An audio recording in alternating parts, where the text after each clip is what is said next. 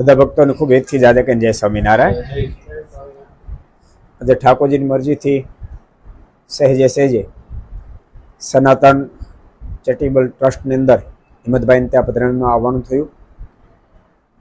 મને પહેલેથી પણ સમાચાર હતા અને ખબર હતી કે હિંમતભાઈ બહુ સરસ કામ કરે છે. પોતાના માટે તો બધા કરે છે, પણ વ્યસન મુક્તનું કામ જે કરી રહ્યા છે મને ખૂબ જ ગમે છે. સમાજ વ્યસન મુક્ત થાય તો પોતાનું ખૂબ ભલું કરી શકશે, સમાજનું ખૂબ ભલું કરી શકશે. આજે આપણે જોઈ શકીએ છીએ કે સ્વામિનારાયણ સંપ્રદાય ખૂબ સફળ રીતે આગળ વધી રહ્યો છે. કોઈ જો કારણ હોય તો વ્યસન મુક્તિ જ કારણભૂત છે. કારણ કે માણસ વ્યસનમાંથી મુક્ત થાય ને એટલે પોતાના જીવનના સફળતાના પાસામાં એ 80% એમનેમ સફળ થઈ ચૂક્યો છે. આજકાલ આપણે જોઈ શકીએ છીએ 18 વર્ષથી લઈને 80 વર્ષ સુધીના લોકો એમાંથી 99% વ્યસનમાં હોમાઈ ચૂક્યા છે. આપણો દેશ બહુ મહાન છે, પણ ક્યારેક ક્યારેક આપણા મનમાં એમ થાય કે શાસ્ત્રમાં આવી જશે કે શું.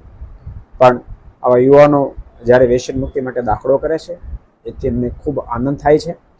હિંમતભાઈને ઠાકોર વધારે બળ આપે અને વધારે લોકોને વ્યસન મુક્ત કરે. અમારું કામ એ જ છે.